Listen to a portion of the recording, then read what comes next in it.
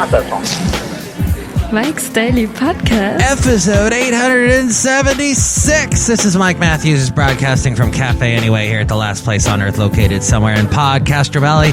Today, the return of the much-loved feature, This is Interesting, where we look at some very interesting news you didn't know about having to do with Korea. Yes, Seth Rogen is involved again. Plus, we hear from Benita, the Disgruntled Fiddle Player. Mike's Daily Podcast. And Brewmaster. There's so many layers. Mike's Daily Podcast. To the show. I've got this interesting friend who I guess is interested in seeing me again get into the dating world, though that is not where I am.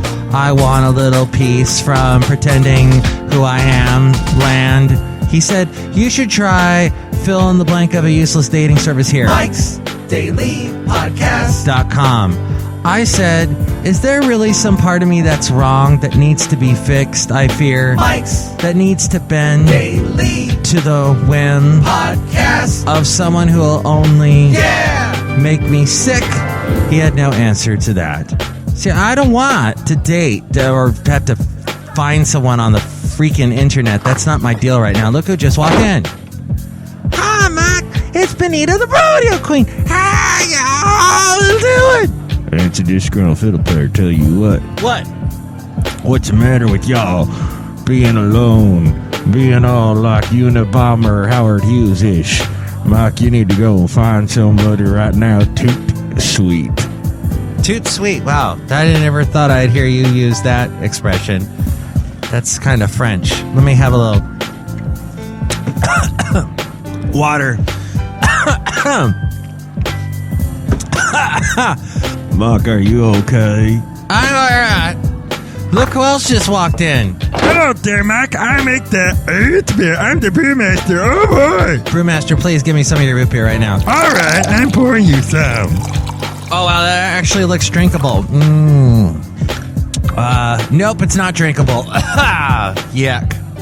Mike, anyway, you shouldn't be alone, y'all. All right, well, speaking of water and being alone and root beer, and, well, I don't know if you've heard the news, but apparently the big news is some fresh water of some sort has been... There was an inflatable dam. Yes, we have inflatable dams here in the Bay Area, which is basically a bunch of this... it's like big, huge sandbags. It's like one long, huge sandbag is what it is that holds back water. I have taken Basil the Boxer on many walks where this took place in Fremont near Niles, and it is not as big a deal as the media is blowing it up to be. Perhaps you're hearing stories that it's like the end of the world here in California, that we've lost all our water. All is lost. All right, well, I've walked Basil around this area, and it is basically a huge creek that's running out to the bay anyway. It's this massive creek running out to the bay, and they have it dammed in some parts. Well, I did not know this, but I guess some of those dammed parts don't actually feed people water. It feeds the soil water, I guess, underneath. It goes through filters, some kind of situation like that. But it's not actually drinking water. If you saw this, you'd be like, oh, that's just a creek running out to the bay. Anyway. And they make this big, huge deal about it. And it's this big, shocking news story. And it's ridiculous. The local journalistic world here is just a joke. Thank you. That's what I have to say about that. Most local news is a joke. It's just a bunch of people that want a beauty contest somewhere along the line getting in front of the camera. Look at me. Look at my beautifully combed hair. Look at me. Oh, my gosh. Have you counted the amount of breast implantage we have on the local news stations all around the country? Hey, it's the 11 o'clock news with breast implant Barbie.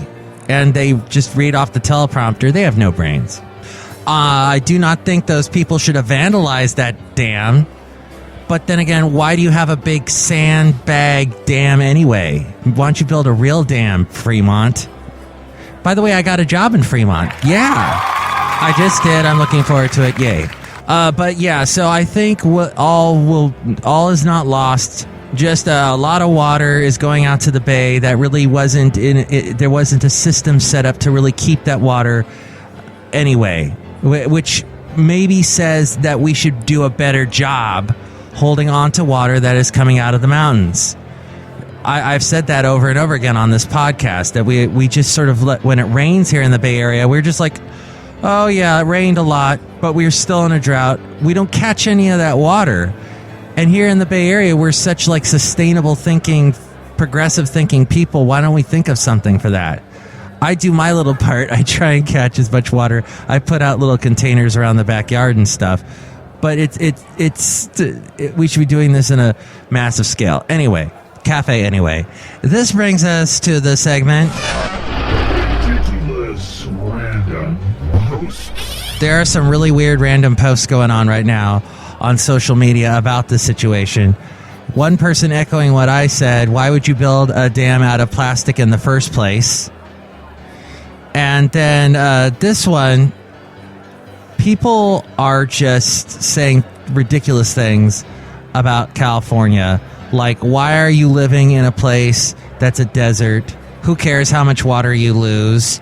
Somebody commented, those people that did the vandalism to that dam should go to prison and pay all the water they have wasted. They used it.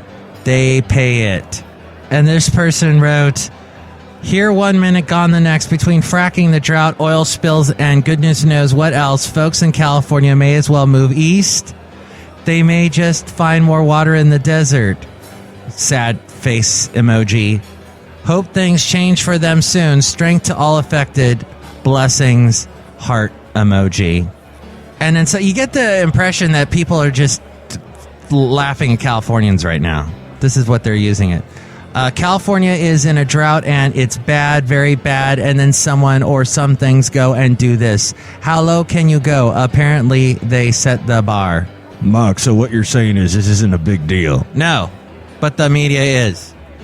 Kind of like you're media and you're making a big deal about it. I'm making a big deal of the fact that people are making a big deal about it.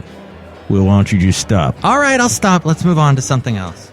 Mark, so tell me why y'all don't want to go on internet dating service. It just, I did it. It sucked.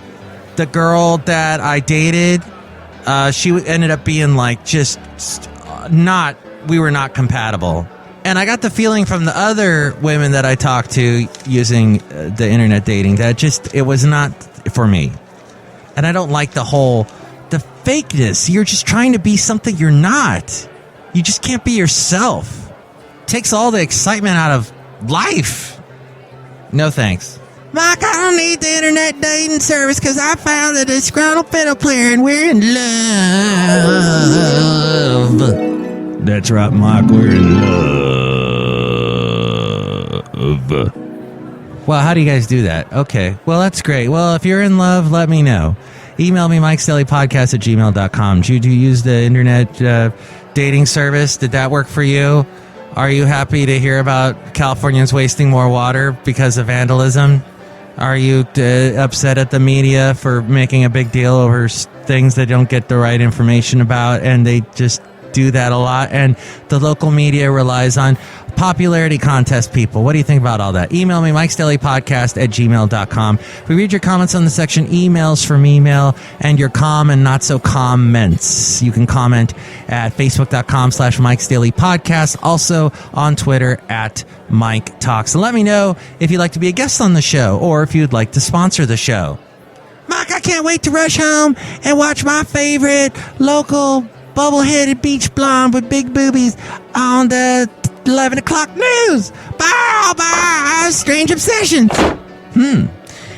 And also you can listen to the show on iTunes, a link to where to do that. And if you do that, make sure to rate the show and comment on the show so more people find out about us and we don't languish in obscurity.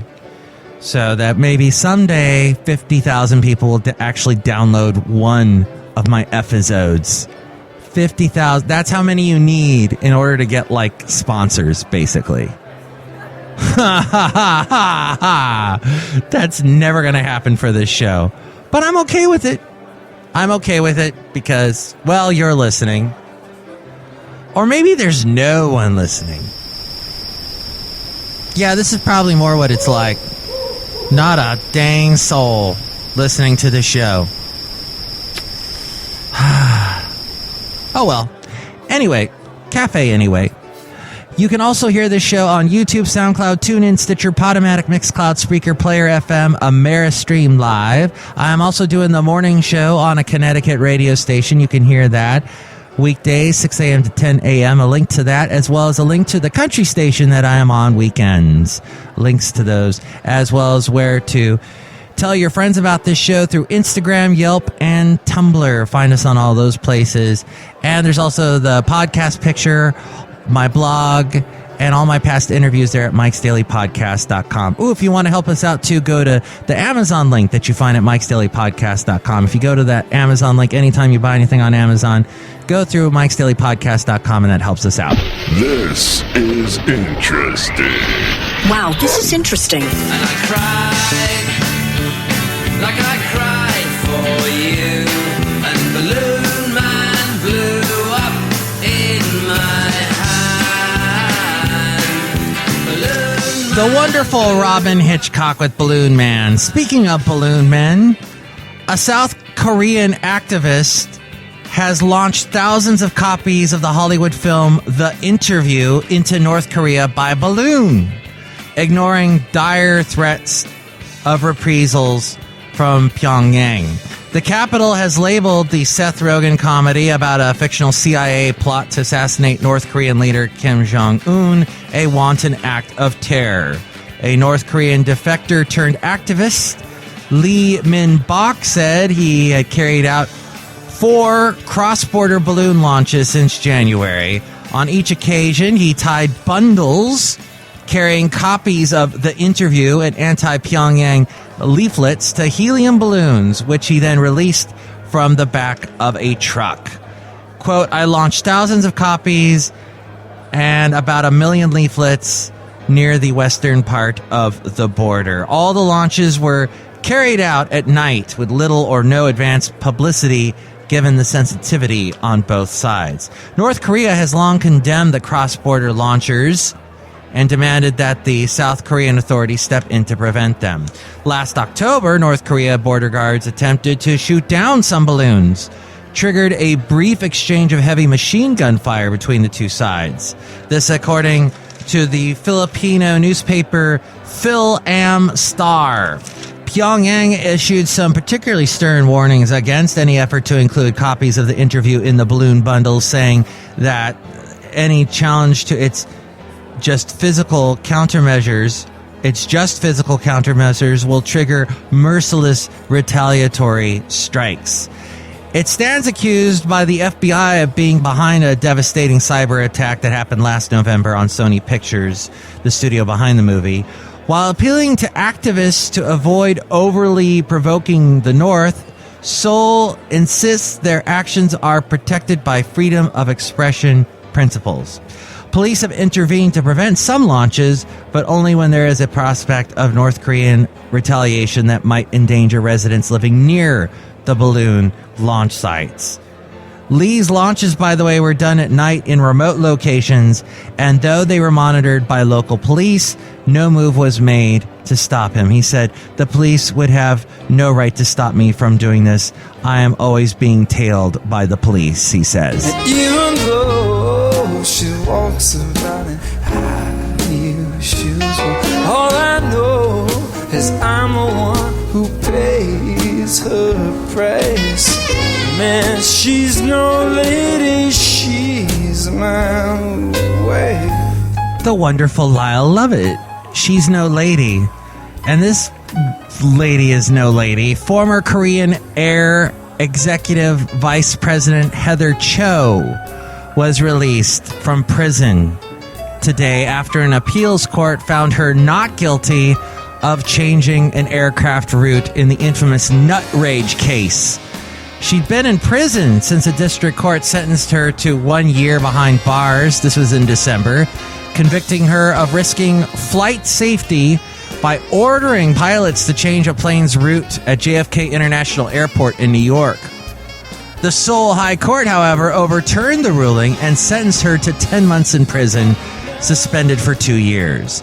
She changed clothes about 30 minutes after the ruling, made her way through a crowd of cameramen without saying anything, and jumped into a car to return home. Cho was cleared of charges of changing the flight route, but was not found guilty of committing acts of violence against flight attendants. She was indicted for ordering a plane bound for Incheon to return to the gate from a taxiing area at JFK on December 5th and kicking a chief flight attendant off the plane because she was dissatisfied when a junior attendant served her macadamia nuts in a bag, not on a plate. Yes, in a bag and not on a plate. She is definitely not a lady.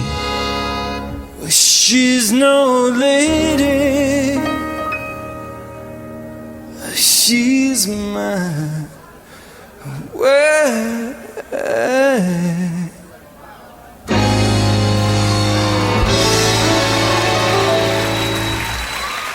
as we go outside of Cafe Anyway here at the last place on earth located somewhere in Podcastro Valley. And here's today's podcast picture. And the picture is of a cartoon, actually, of Bison Bentley and I, and we're discussing the fact that it was told to me that you need to have at least 50,000 downloads as a podcast to be considered viable. And Bison Bentley, who's out here with me on the patio of Cafe Anyway, Bison Bentley, you had what to say about that? Mike, I had to say that I can't believe there's at least 50,000 people that know what a podcast is. Do you know that? Yeah, well, some people still don't. But, yeah. So, 50,000 people, that's a lot. And it makes me go, I have a long way to actually have a viable podcast. But you know what? I'm going to keep doing this podcast. Dang it. Next show, I'm really happy to have a very special guest in my Into an Interview segment. We'll have a new Into an Interview, and I'll be speaking with the band from California. Actually, not too far away from here. They're from like the area north of Santa Cruz. Not too far away from us here in the Bay Area. The band, the Orange Peels, are going to be here. Plus, we're going to hear from Madame Rootabega, Valentino, and Bison Bentley. Mike's Daily Podcast is written and produced and performed by Mike Matthews. His podcast is super easy to find. Download or listen to his show and read his blog at MIKEs-DAILY-PODCAST.com. Email Mike now at MIKEs-DAILY-PODCAST@gmail.com. See you tomorrow. Bye!